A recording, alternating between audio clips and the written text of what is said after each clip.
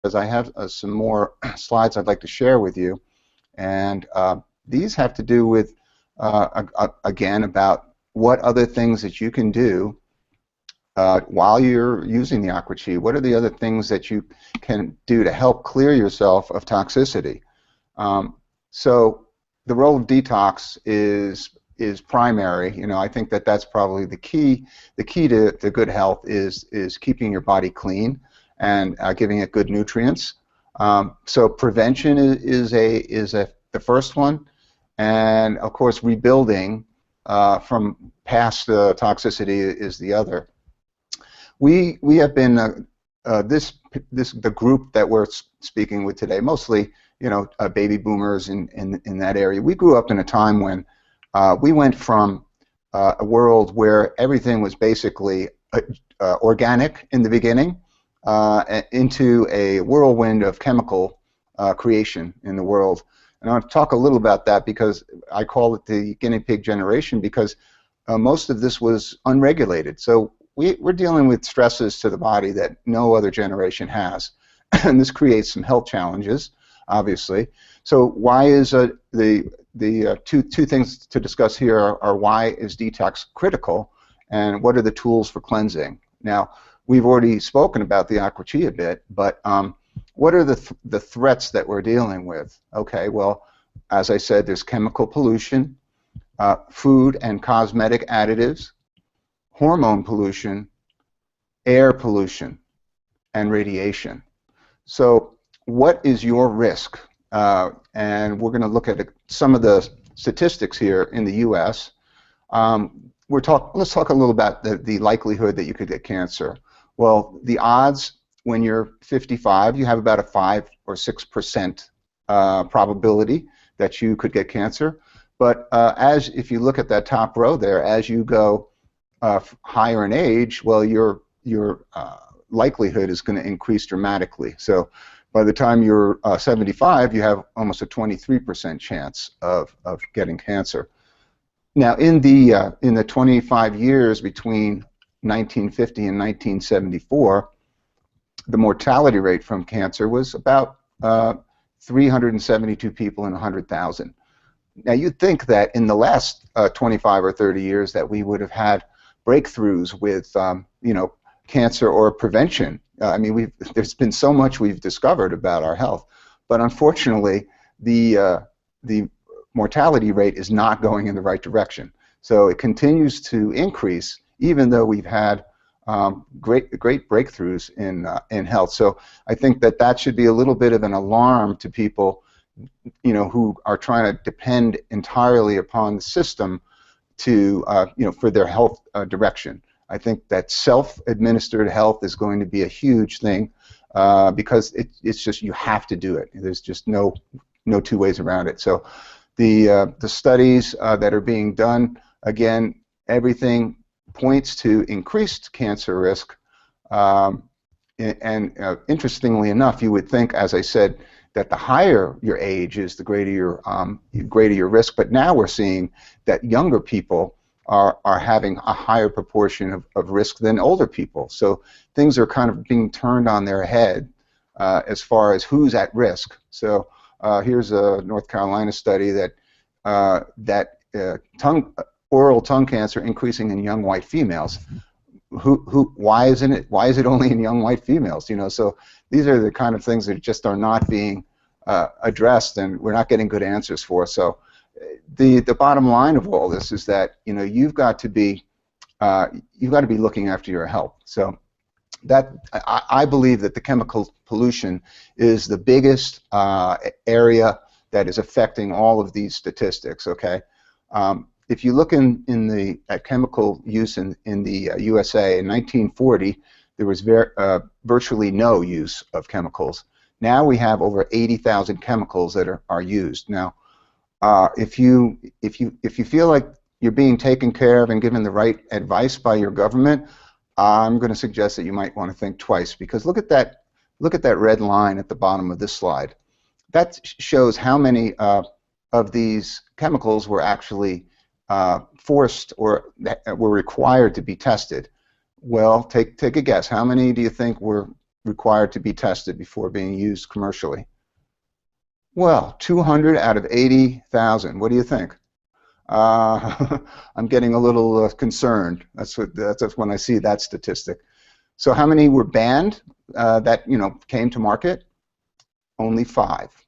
All right. So there's in my way of thinking, that discrepancy is just too wide, and it's a red flag to me. The other thing that is should be a red flag is that of those 80,000 chemicals, Europe, the European Union, banned 30,000 of them in 2010. Now, why was that? Because they found that some of these pesticides, these chemicals, were actually altering the genetic makeup of animals. And so why would you want to take any kind of risk? Or do you really want to wait until you see something happen in a human? So I think that the European Union was very forward-thinking in doing what they've done, but unfortunately there was no follow-through on the part of the U.S. government regarding those chemicals. So the bottom line is your health is in your hands.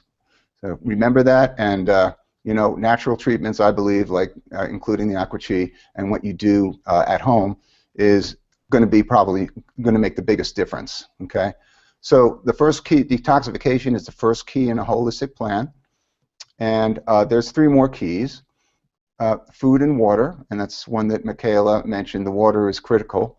All right, food and water, exercise and sleep, and mental attitude, and all 3 of those go together.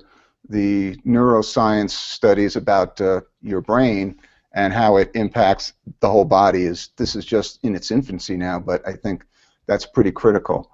Now, what I'm going to do is I'm going to share a link again with you that is that shows all of these books that I'm going to talk about, so you can, if you want to get one, it'll be a reference for you, so you could just download it using that link. So let me get back here. So the 3 books here for food and water are Superfoods by Dr. Stephen Pratt, MD. Excellent book. It basically allows you to focus on the foods that are going to have the greatest impact. And these are all, by the way, these are not exotic foods. These are foods that you can get every day at the supermarket. And the book gives a great explanation about what they can help. And for instance, one that I've used pretty religiously since reading that book is walnuts. So I sprinkle them over my food, and there's some great research about walnuts. Now, when you look at a walnut, it looks a little like the human brain. Well, there's an interesting parallel there, because it has a lot of brain increasing function, the nutrients in it. So that's interesting. Now, the other 2 books here are Your Body's Many Cries for Water. This is one that goes into from a doctor who actually uses water in his practice as a way of healing people, and basically we are all chronically dehydrated according to this book, and you can make some great changes just by doing that. Now with the Aqua-Chi, that's a critical thing there, because the water is what helps to carry out toxicity in the body. So you don't have enough water, it gets all that toxicity remains in your body. So drink plenty of water before and after your Aqua-Chi sessions. Not just today, but every day is great. And then the 3rd book here is How to Eliminate Harmful Toxins from Your Drinking Water, the Drinking Water book. That's another great book. You can get that on Amazon or other booksellers. Exercise and sleep. Well, the exercise, I think that it's pretty self-explanatory. There's dozens, hundreds of books you could get on that. But if you just walk 15 minutes a day, you'll probably be in the top 10% of people in the U.S. as far as your health level. All right, so just it doesn't have to be strenuous. Just do something. Okay, and there's a great book here on improving your sleep patterns. Say Goodnight to Insomnia by Greg Jacobs. That's a great one as well. And finally, Mental Attitude. 2 books that I like, but there's dozens of them. One is Psycho-Cybernetics by Maxwell Maltz. He was a plastic surgeon that found he had patients that they would come to him, and they would have dramatically greater results in their looks, However, for some reason, they psychologically they saw themselves as being the same, you know, as being ugly or whatever they were trying to correct. And he was totally baffled by that, and that started a lifelong pursuit to find out about the whole mental side of things. It's not all about the outer looks, you know. So that's a fascinating look there. And then the other book is The Law of Attraction by Esther and Jerry Hicks, and that is again, it's all about how you can create a better personal world view for yourself and a more positive one. So the last one, a book that I'd like to share, is one by Jillian Michaels. Now, this looks like a weight loss book, and frankly, when I saw it, that's exactly what I thought it was. It's because it says a hot and healthy body. Well, I don't know if that's, you know, the book that calls out to me all the time, but I will tell you that if you go in and read this book, it's got it gives you, I mean, more than you would ever want to know about the levels of toxicity, pesticides, and things that impact your hormones in your body. I found it's a really educational read, so you might want to consider looking at that as far as another detoxification resource.